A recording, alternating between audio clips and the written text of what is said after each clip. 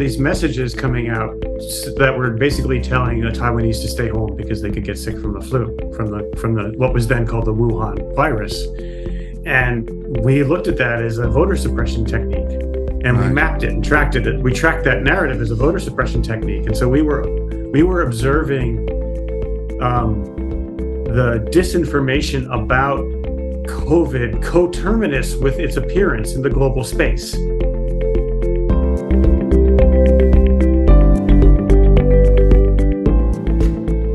I really wish we could get away from the kind of this tale told about the California libertarians setting the terms for the debate, and all of the people who in the last couple of years who have all made all these mea culpas and apologies for being overly optimistic and now being pessimistic. I mean, I'm just so sick of it.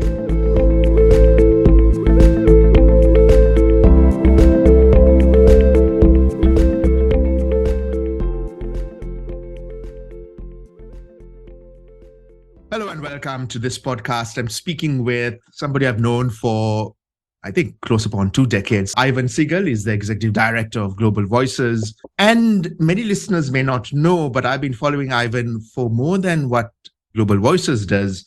He has done some amazing work around Karachi and other places, looking at those cities and those spaces and places through photography, multimedia productions, video, and cultural tropes as well, cultural productions that really interrogate a time, a context, a space, and a place. So Ivan, thanks very much. I hope that did some justice to what you do and what you are.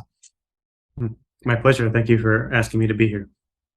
So one of the reasons I'm doing this podcast series that I've shared with the guests on it is that I wanted to focus a bit on the world of technology and the world of society and politics through a global south or global majority perspective, which is something that you are acutely familiar with through Global Voices and also through your other work. So listeners can obviously go to Global Voices and find out more. I'm assuming that just because they're listening to this podcast, they're somewhat aware of Global Voices as a platform, if not you as the executive director. So the question I want to ask is not so much about the genesis and the story of Global Voices, but more specifically, given that we are recording this mid-2022 and that we've been through a fairly extraordinary time, an unprecedented time, to ask you what, if anything, has changed around Global Voices as a consequence of the pandemic and having been through now 2.5 years of this extraordinary turmoil in our both personal lives, but also social, political, communal, contextual lives? Well, Global Voices in a lot of ways was fit for purpose for the pandemic because we were always a virtual distributed community, a collective of writers, translators, and activists. So we actually didn't need to change much in terms of our organizational model, if anything. In fact, we continued on. And in fact, we were able to contribute, I think, especially in the early days, to a discussion and understanding of the narratives of how COVID, of the presence of COVID in global discourse and global awareness. And we did that through a kind of a comparative approach in which we looked at the presence, the expansion, the discussion of COVID from many different countries and comparing narratives, comparing perspectives on them, and then starting to look at cross-cultural and cross-country analysis and both in our writing and in our research. Interestingly, we actually came across early narratives of COVID in Taiwan in 2019. In January 2020, because we were doing a research study about narratives during the Taiwanese elections that happened at that time period, and we saw this spread of Chinese misinformation that happened around the Taiwanese election, in which there were these messages coming out that were basically telling the Taiwanese to stay home because they could get sick from the flu, from the what was then called the Wuhan virus. And we looked at that as a voter suppression technique, and we mapped it and tracked it. We tracked that narrative as a voter suppression technique. And so we were observing the disinformation about COVID coterminous with its appearance in the global space. In some ways, the disinformation appeared before the information did about COVID. And its earliest manifestations were explicitly to try to manipulate, which is a phenomenon I've been reflecting on recently as I talk to a new generation of people who are starting to study and understand various forms of dysfunction in media ecosystems. And generally, people tend to date their experience, their understanding of what happens with when they first begin to study it. So many people think that internet shutdowns are a new thing. The first one I'm aware of is from the Cargill War in 1999, when the Indians shut down the internet in India, in India, in Ladakh, in Kashmir Ladakh. specifically. Yeah. I was an undergrad student at the time, and I know. And so but very few people, but most people, were dating it from like 2007, 2008, 2009. Yeah. But then I of course say, well, no, the first website I know of that was spoofed by a government was Kazakhstan in 2000, but that's because I lived there. So probably this stuff was happening before then. And now I've decided that essentially all of the dysfunctions that we're talking about happened at the moment of genesis in which the technology was created, or very shortly thereafter. We should assume that that's probably the right timeline. So this narrative that we have about technology being good and then bad is generally wrong. Generally, the good and the bad happen at the same time at the genesis of the technologies, or the socio-technological relationships. It's just that studying it and mapping it and understanding it depends on what we look at and who we listen to. What is the source of our knowledge? Who is generating that knowledge?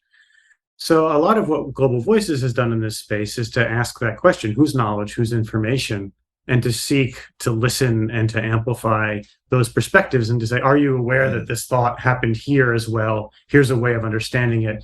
Here's how the Indian and Brazilian narratives around prophylactics against COVID are interplaying, interacting with each other in ways that make it more toxic for both societies, that kind of thing. So in the first year, it really, I think, energized our community in a lot of ways, a lot of really fascinating stories. And then people got tired, of course, because we all did. And we went through a cycle of trying to get closer and doing more activities online that weren't directly related to the work of Global Voices. And at a certain point, people were just trying to get offline because their entire lives are online. It's like, okay, I spend 12 hours a day at work, and then I spend my hobby also doing exactly the same thing. And so there's maybe I don't know if there's a flagging of enthusiasm. I don't think that's necessarily true, but we just have to be careful about asking for what we're asking for and how people are able to contribute and to be very generous and setting expectations. Right. Yeah. Because life is fragile, and so are all of us. Yeah. And I think these 2.5 years have reminded us of that very fact. I was a student when Cargill occurred. I was a student at Delhi University, so that brings back some memories as well. But as you were talking, it also brought back memories of stuff that I've actually publicly talked about. In 1983, when I was 5 or 6, I remember the planes coming in with the dead and the dying, because we lived near an airfield that became quite important for the troops from the north of Sri Lanka to come to the south of Sri Lanka in order to go to the better hospitals. And I remember that, at 5 or 6, my father talking the morning after about how there was a great military victory reported in the newspapers, whereas we were kept awake at night for the longest time with an endless stream of ambulance sirens.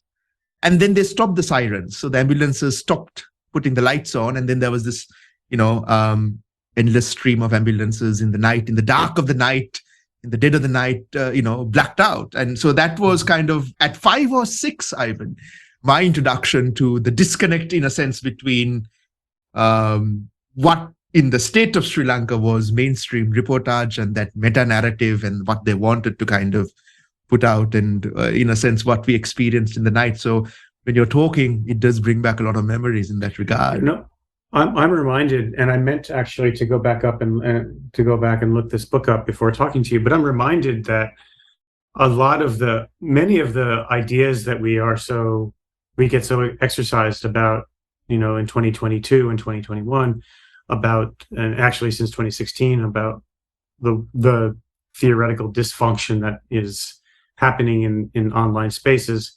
All of the conditions and terms were set at the beginning. And I'm reminded that the Tamil Tigers, back in 1996, 1997, were with TamilNet and the Tamil nationalists, not the Tamil Tigers specifically, but the Tamil nationalists. Sivaram. And Sivaram's work around was actually, that happened at the same year that the New York Times went online. That's right. So it was the Tamil nationalist movement was one of the first movements, nationalist or political movements, to think about online spaces as both as a sort of place for information, as a place for political fundraising, as a place for organization. And of course, the Malaysian nationalists were doing the same thing. The Mexicans in Chiapas were doing the same thing in the mid-90s. But the Sri Lankan case is especially fascinating because of the strength of the Tamil diaspora that made that connection, that discourse connection between Tamils in India, Tamils in the UK, so particularly vibrant and pertinent. And that whole narrative is what, when I first started studying this work seriously, the Sri Lankan case was one of the ones that I learned the most from. Not just from Sivaram's story, but of course that was seminal, but also some of the alternative histories websites that were online. And of course, Ground Views was one of them at the time. So, I feel like the narrative that we have that is popular in the global north around an understanding of how technology works misses the point that all of these things happening simultaneously, and in some cases faster and sooner in countries that are not in the global north, or whatever we're calling it this month. And that's a segue into my second question. Centers of power, centers of commerce, capital, and power. I learned a term called global majority, actually, which is kind of resonant as well. But the question I want to ask, Ivan, is that it's an interesting. It leans into that. There's so much of talk about what's happening on both sides of the Atlantic today, say after 2016, right? I mean, Brexit and Trump and, the aftermath of all of that in the European context, in England, plus in the domestic context in the United States of America. And, I wanted to kind of flip that on its head and in relation to what we were just talking about, ask you, given, our past is prologue, perhaps, what do you think are things that the global north should be aware of, learning from, tuned into, interested in, with regards to how the stories and the experiences that they are going through now, thinking it is really for the first time ever, maybe better addressed as a consequence of studying what has occurred, in other parts of the world, perhaps much longer too. Yeah. Well, there's so much to be said about this topic. I think maybe one place I can start is, as you know, but listeners may not, I lived outside of the US for a very long time and never actually wondered whether I would ever return here at a certain point. Basically from 1996 until 2007, 2008, I lived first in the former Soviet Union and then based in Southeast Asia, and worked all over Asia. And a lot of that time I spent working with local community-based and media outlets, television, radio, initially, and then internet projects. And very often in communities and contexts in which the reporters, if they had any, were often had other jobs. So they were teachers and reporters. They were judges and reporters. So they didn't necessarily have an economic base to have a full-time professional class especially at the local level of journalism. And of course, journalism in many of those communities was a low-paid and low-prestige activity, which is one reason why so many of the and this is probably very familiar to you, I'm sure, so many of that type of journalist is constantly trying to eke out a living and therefore corruptible and therefore, built within a patronage network, and the political economies of those types of media outlets were always created this culture of dependency for access to resources on advertising tied to the government or on relationships with local power brokers in ways that made their partiality very obvious. Now, that partiality also exists in Western media, but it's blanketed in kind of layers of rhetoric around idealism and aspirations and universal values and things like that. So it's harder to see.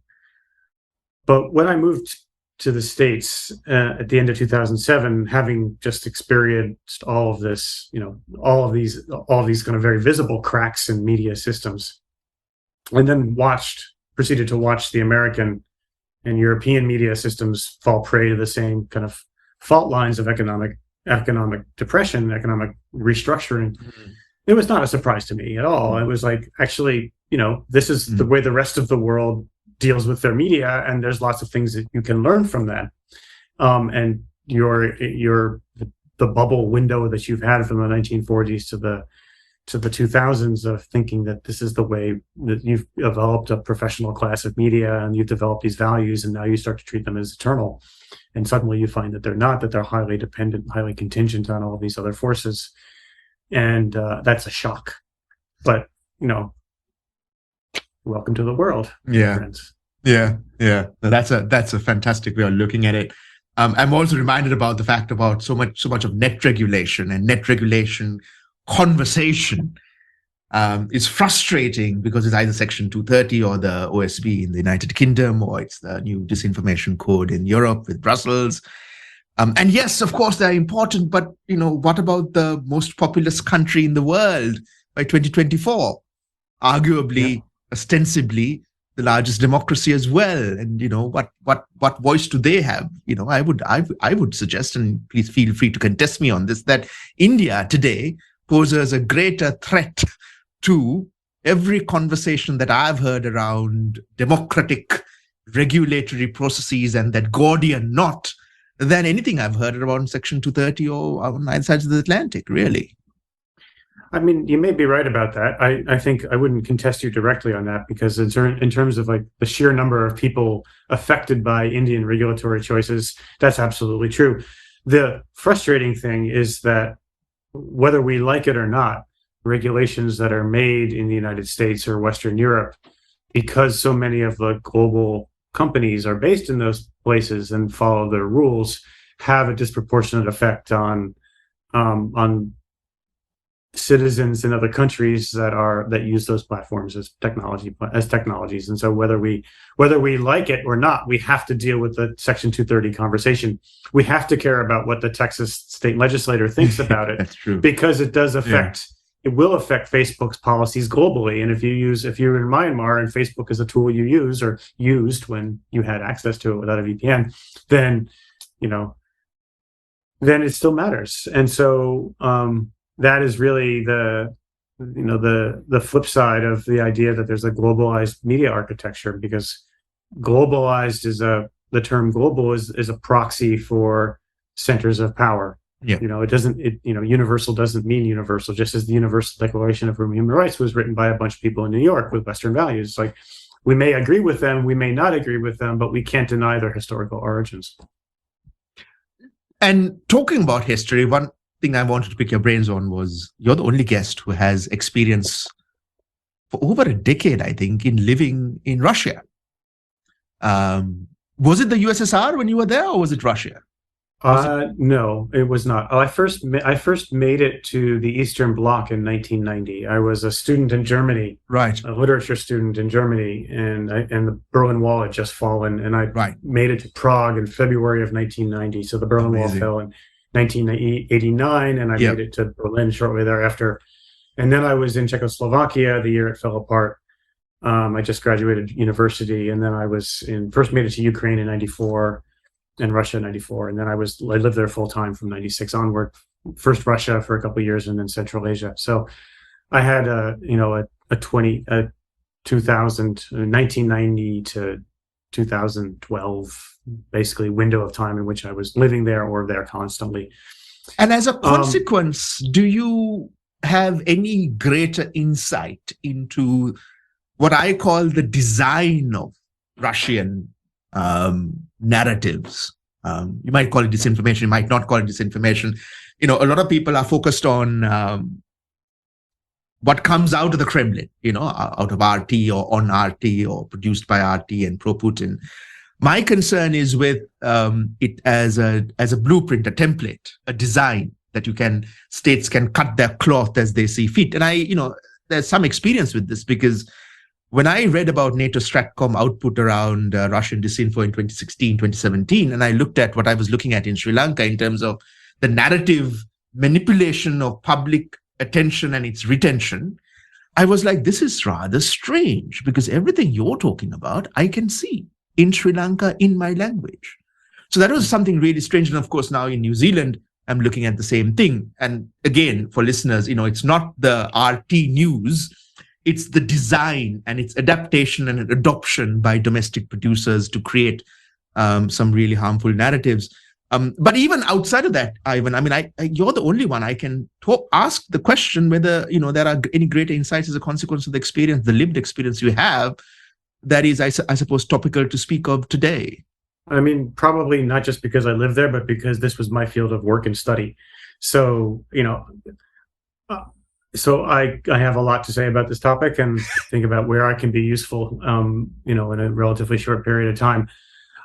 So the first thing I would say is that the model of the provocateur that the Russians use as a way of creating confusion or the kind of aggressive muddying of information fields, this concept predates the technology changes that we're talking about by far. These were Leninist techniques. This goes back to, honestly, I just finished reading a book about the Russian revolutionaries of the 1840s to the 1860s, and a lot of this stuff was actually honed and created around the time of Bakunin, the 19th century revolutionary characters by Russia.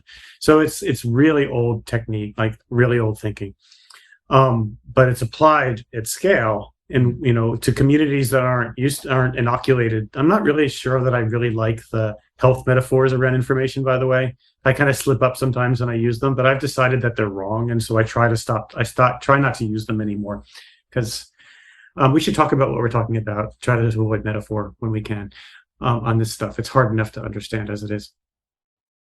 But to stick with the provocateur idea for a second, I remember, living in and going to news conferences in Russia and Central Asia in 20 years ago, in which you would have these individuals who were state plants, who were plants from state affiliated or parastatal media outlets, and these people would stand up in the middle of a press conference and start shouting at the presenters and just trying to tear them apart and discomfort them and make them nervous. And they acted crazy and they acted unhinged, and they were being paid to do this, and their goal was to basically create disorder within an information context.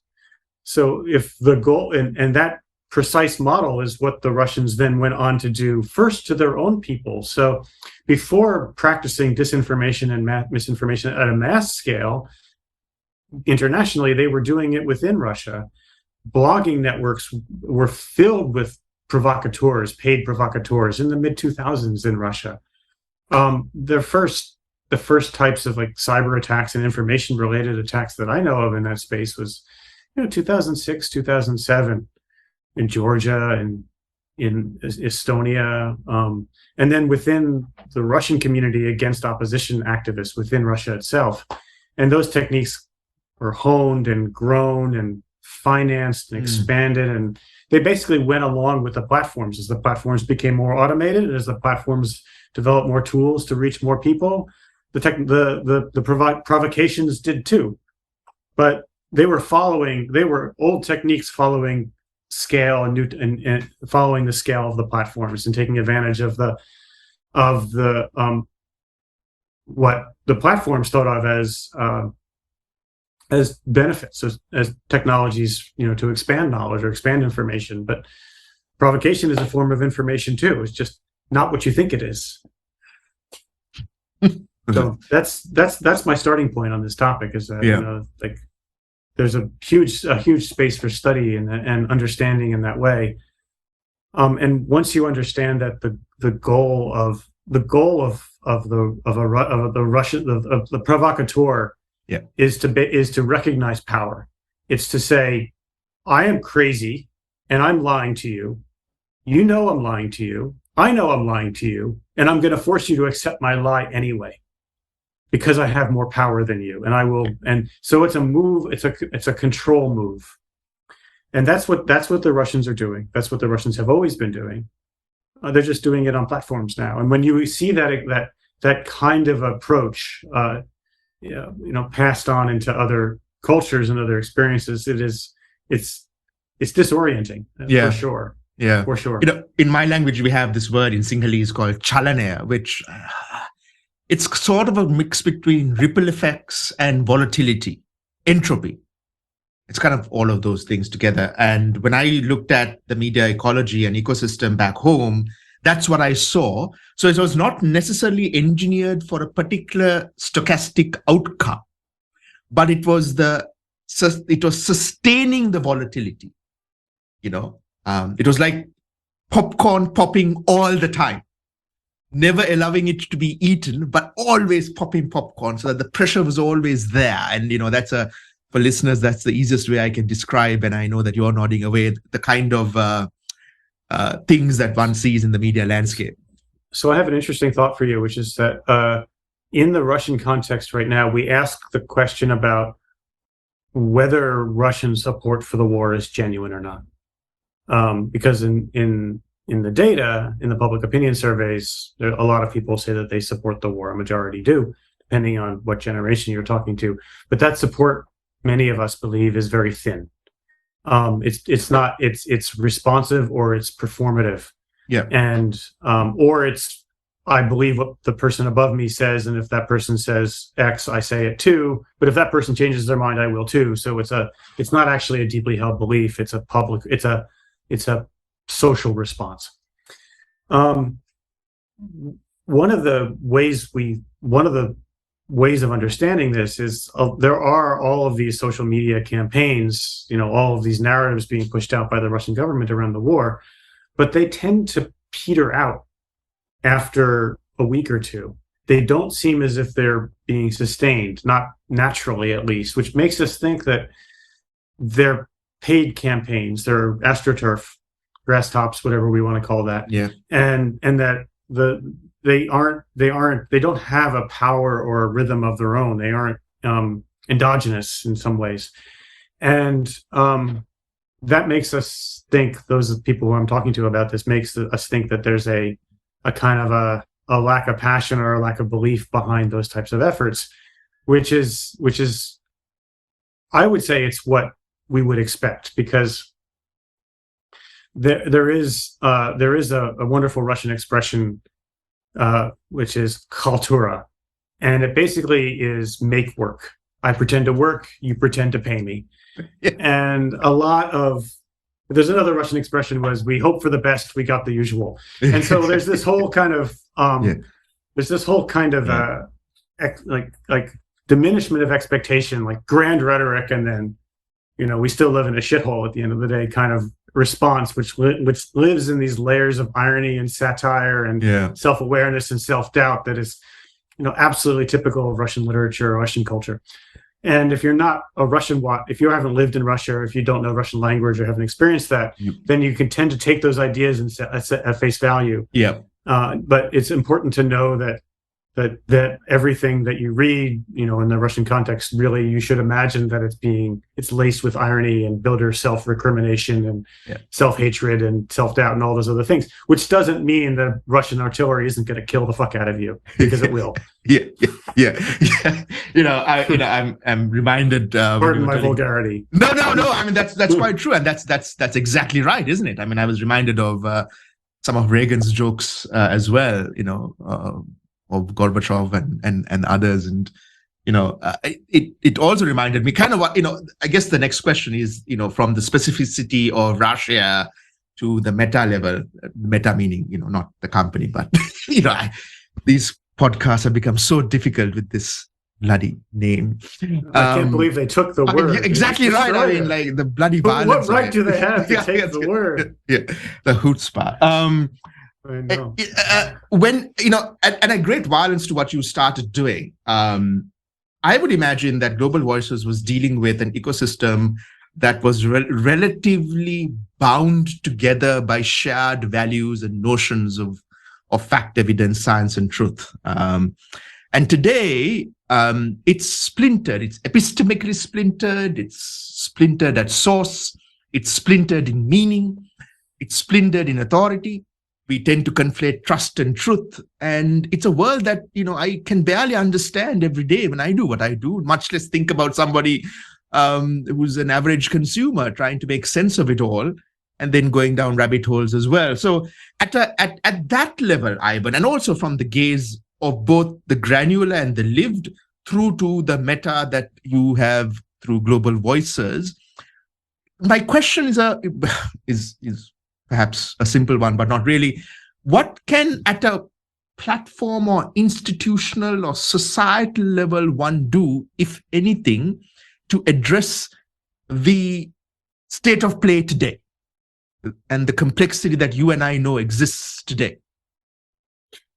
So we've been doing a project with Global Voices for the past 3 years called the Civic Media Observatory, in which we study, we do basically deep readings of narratives and themes and subtext and context in complex media ecosystems.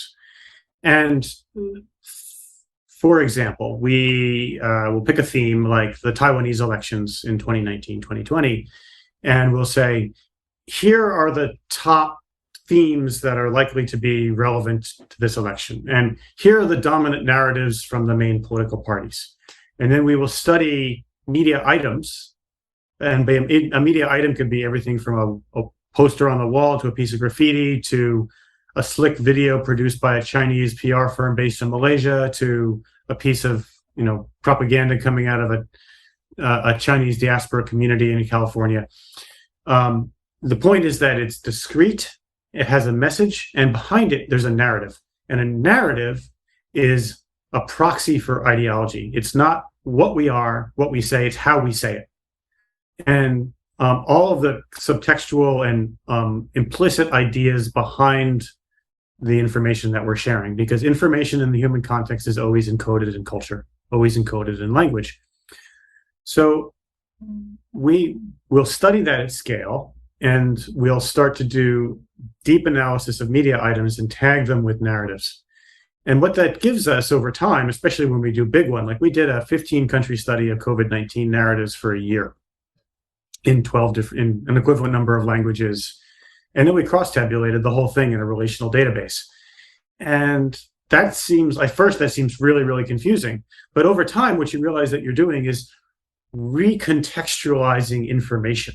And how much work it takes to recontextualize information into a space that you can understand it, to make it understandable, demonstrates the counter effect, which is to what extent information that exists in our social media networks is by virtue of the news feed and other types of social media architectures decontextualized to the point that people really struggle to know how to place those ideas within an understandable information framework. So rather than think about misinformation, disinformation is a different story. So I'm going to leave that aside for a second because that's intentional. Yeah. But misinformation, which is actually kind of basically when we say misinformation, we often mean ignorance.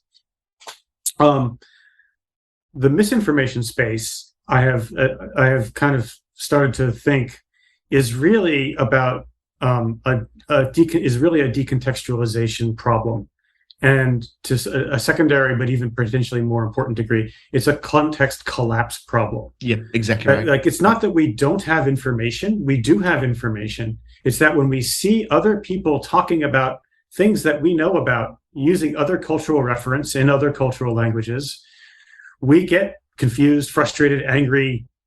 We often see just parts of those conversations. We don't see it in a coherent way, nor is it necessarily presented in a coherent way. And so that those two forces, the decontextualization and the context collapse, lead us to a place of in which we are frustrated by an inability to create an overarching perspective or story or set of functioning narratives that allow us to place that information into a useful form. Now, and that is an epistemic system. Of course, what this tells us, if we think about this for a second, is that it may be true that, and lots of like literary theory scholars will tell us this, that epistemic systems themselves need to be deconstructed in the first place in order to understand that they themselves are constructs, they themselves are fabrications or artifacts. So it's not as if we don't actually have a language for talking about this. We do have a language for talking about it. It's just that we haven't been applying that type of language in this context. And I think it's important to recognize this strange balance, because there's a lot of useful work that's been done in tearing down or doing deep analysis of how the institutional structures of knowledge that we have came to be and why they deserve deep analysis, criticism, skepticism, and so on and so forth, which is different from, but very related to, intimately related to, this kind of universe of the decontextualization and clashes of pieces of knowledge and bits of knowledge that we currently, all of us who live in social media contexts, experience. And so trying to rebuild a healthy culture of knowledge is what is kind of the thing I always work on. And that's what Global Voices is to me. It's like we stopped allowing people to post without editing a long time ago, like a decade ago. Yeah. And so the process of co-writing, co-editing, of listening carefully to people from another part of the world and writing together, editing together, translating together, it's a way of learning. It's a way of building context. It's a way of building knowledge. Yeah. And in an ideal world, for me, that would be that it wouldn't be that everybody would do what we're doing with us. It's that everybody would develop their own forms of that experience and do it the way they want to do it. But still, they would co-build a base of knowledge, in which the experience of building it is what gives you the knowledge. That's 100%, Ivan. I mean, I'm reminded of belies, I think, my age, but I grew up in old media, right? I mean, Sri Lanka had 2 terrestrial channels. That's it. And that was on VHF, for listeners who understand that. And we had 2 broadcast radio channels and 2 newspapers in English, and a handful, literally, in Sinhalese and Tamil. And one of the things was that you could just see a page, any section of a page, and you know which paper that was. And you could see a broadcast, any segment of it, and you know which channel, because it had this design aesthetic, right? Terrible stuff, 80s stuff, socialist, all the horrible things that you can imagine. But you knew. And when I look at my newsfeed today, I don't know immediately what that source is. The New York Times looks the same as some junk news, mass-produced bullshit, really. And so that context conflation, I suppose, those of us our age, in the digital spaces that we inhabit, we have a analog take on a digital phenomenon as well, which is quite strange in a way. A couple of years ago, I gave a lecture at a high school in Cleveland in the United States, and it was to a class of 16 and 17-year-olds, and we were talking about social media and information, and I asked the question, where do you get your news? Do you get your news on social media? And they looked at me confusedly, and they said, and I said, do you know what news is? And they said, they didn't understand me. They didn't understand. Yeah, I know. I should be horrified at this. But then I probed a little bit further, and I said, so do you know about this event or that event? And it turned out that there was a girl in the class who was from Ukraine, and like all of her peers were aware of the war in Ukraine. They all knew all about they had all the information, and they were actually really smart and really savvy. They were well educated, but they just didn't understand news. They thought of it as something else. Yeah. They had another container in their minds for it that was like the things that happen in the world, but it wasn't called news. It was, it was something else. Yeah, that's fascinating. I mean, this is an entire conversation altogether. I wanted to, because you are again quite unique in my lineup.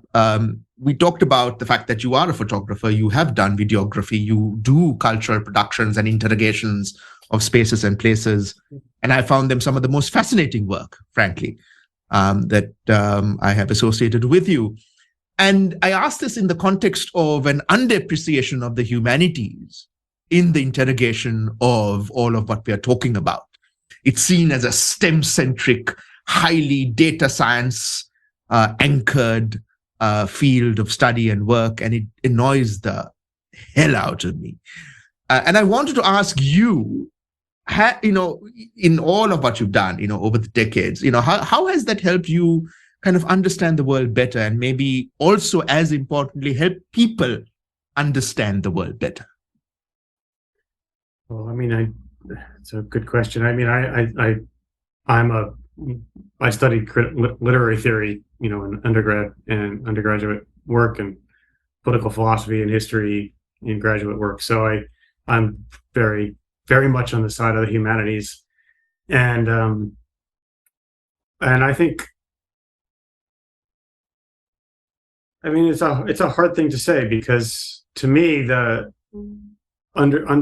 being able to perform deep analysis and deep readings and understand what context is and what subtext is, and to take a set of ideas and to tear them apart and to understand like what a history of ideas means, and like that gives you a basis for being able to evaluate claims, whether that's a factual claim or whether that's an opinion. And to me, the things that are interesting about the online spaces that we're talking about is that it's a deeply human space, and human means what people get out of it, how they absorb information, how they absorb knowledge, and that is intrinsically a humanities activity. So even though the technology underlying it might be algorithmically driven, or whether we're generating our news through a machine that's writing it, it's still intended for a human audience. Of course, there's all this conversation around machine-to-machine information, or the use of images by machines, and I'll leave that aside for a second, because obviously that is a second-order question that facilitates human, existence and economies and so on and so forth. But people don't necessarily interact with that material, or nor are they intended to. So is there an underappreciation for that set of ideas? Probably to the extent there's an underappreciation for the humanities in the world. That's probably true.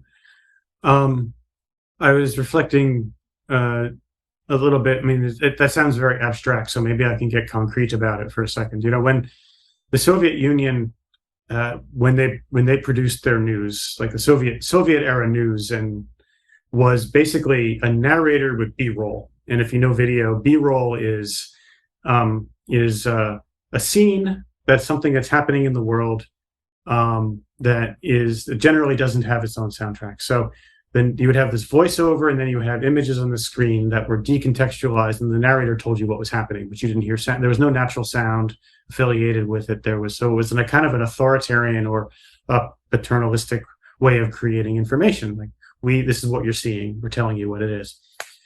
When I first started working in Russian television and Central Asian television, we did these current affairs and documentary programs in which we focused on natural sound, first-person representation.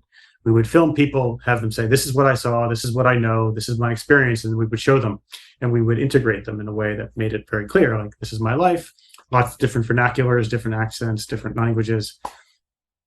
And it's a radically different way of presenting information. And so it's a direct challenge to the state, to the idea that the state has a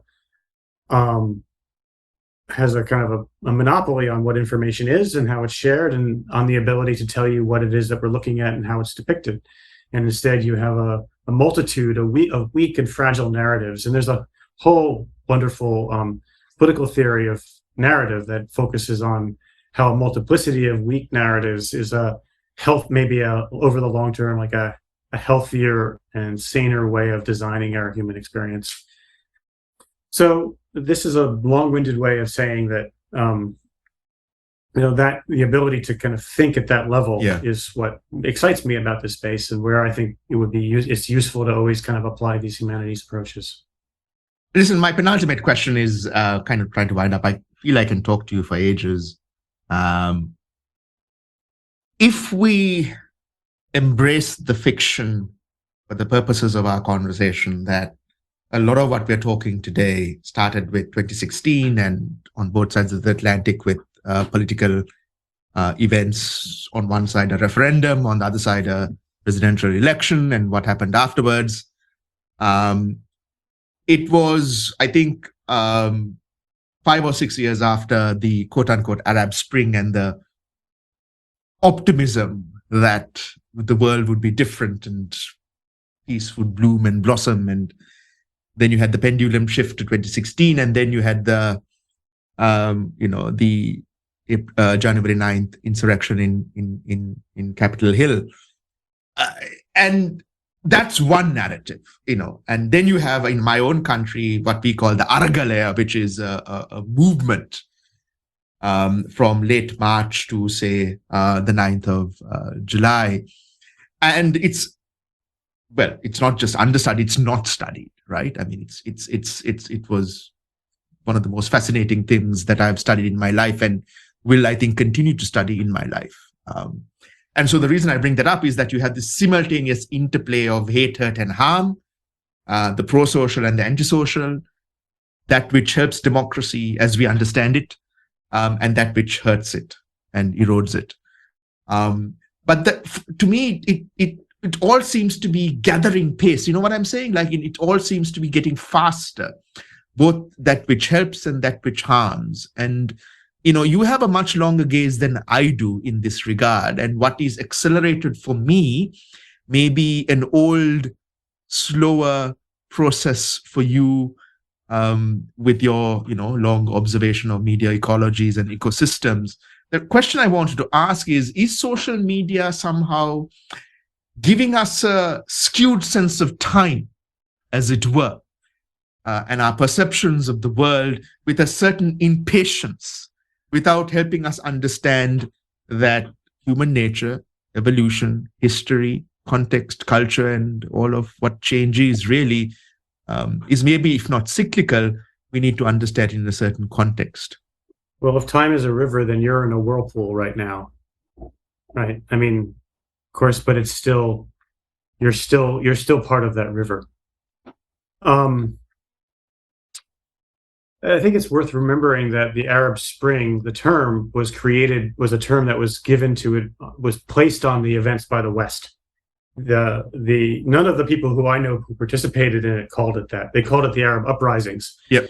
And when, especially January 25th, a lot of people that I know in Egypt, when that revolution happened, they considered it a military coup, not a revolution. So it was not necessarily the case that optimism was coming from, and for the most part, it wasn't coming from the people that were experiencing it. The people who were most aware of its fragility were the people who lived it. And the narrative of this kind of utopian and collapse narrative is a Western narrative, and it is it's a Christian narrative, like all of these things are. Yeah. As well, so it's the rise and then it's the fall, and like. But that's not the narrative of the lived experience of the people who were participated in that universe. And I think that I really wish we could get away from the kind of this tale told about the California libertarians setting the terms for the debate, and all of the people who in the last couple of years who have all made all these mea culpas and apologies for being overly optimistic and now being pessimistic. I mean, I'm just so sick of it, because like, they're not listening. They're not paying attention to what happened before. Or they're buying into a set of media tropes that are external to the events themselves. That said, I also think that the way we measure success or failure around these types of mediated political movements is, while their time is speeding up around them as they're happening, there's a much longer timeline of events and currents that are occurring underneath them. So if we think about For example, the Green Revolution, the Green Movement in Iran in 2009. Yeah, yes, it didn't change the outcome of that election, but it created a language for Iranians who participated in that to discuss their own ideas of what liberty might be, what their freedoms might be. That next generation of people, in another 10 years, they'll be in their 50s. They'll be the leaders of the country. What will they do with that language? That's the time to ask that question. The same idea, the same is true with this first celebration and now denigration of leaderless movements that we've seen. I think both were wrong, right? It is not possible to do the anecdata snapshot and say, oh, leaderless movements are bad because this one failed. Like most movements fail most of the time in all cases. So what's interesting to me is there any learning that happens each time within a movement and horizontally? Is the Sri Lankan case currently going to resolve itself in some kind of permanent change? Doubtful, right? Like some change will happen. And then the old human forms will kick in and the economy will return and people will be bought, people will be sold. There will be more islands built in the bay. China will buy another harbor and then we'll be like, oh, what was that thing? What was that thing? And then it will happen again. But maybe each time, I know I'm not a Hegelian. I don't believe in this kind of cycles of progress. Yeah. There are cycles, but they don't necessarily lead to progress. And they aren't external to human behavior. Well, let me push you on that for my final question, though, because it was already about how to better harness our better angels, right? I mean, the global majority is bearing witness to a stage where the worst of it and possibly occasional stochastic, opportunistic things that are the best of it are also happening simultaneously. And there's this amazing interplay and richness, really, texture that a lot who parachute in don't quite grasp and will never grasp either. And, again, you have both the vertical and the horizontal. You have a temporal lived experience, but you also have a deep granular connection. And I know, because I know you personally, a love for this is not just the work that you do. This is a love for what you do and where you've been at. And I suppose the question was, what can one do at scale to ensure that what we live in today, and in a sense are hostage to, harnesses, champions, strengthens that which I suppose, to make it personal, both you and I are fathers, right? I mean, how do we ensure that the systems today make for better ancestors for them? So, that's such a hard, if I knew the answer to that, I would, the first thing I would say is that we need to figure out a way to stay present, to stay kind of rooted in the moment, to figure out how to experience these changes as they happen, to document them in ways that are relatable, accurate, that capture all of the complexities of those moments, and then to try to keep living them. That's a big ask, of course, and it's really, really hard to do at scale. It's hard enough to do it in your own life, but figuring out a way to kind of to build and maintain a community or a society that always has this kind of touchstone. It's not mythologized, but that is kind of aware of and celebrates the complexities of these historical moments, and tries to take from them something that allows us to kind of build healthy societies. So that's a big ask. It's like, I don't know, because it's hard because it relies on many people agreeing to the same idea.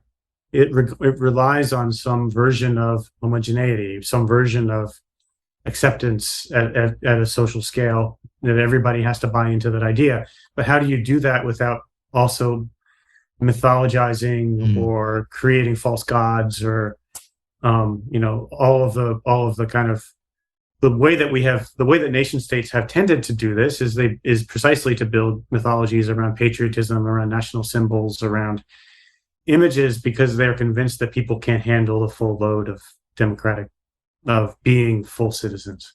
And so there are all of these proxies, civil symbols, et cetera, that stand in for and simplify what it means to be an active participant or an active citizen in a society. And we haven't even begun to talk about the economics of it, which of course make things much harder. So all I can say is, how do we sit with that? How do we live with it every day? How do we stay present in it without, losing hope? Ivan, it's been an absolute pleasure speaking with you. Thanks so much for taking the time out. And my pleasure as well. Thank you.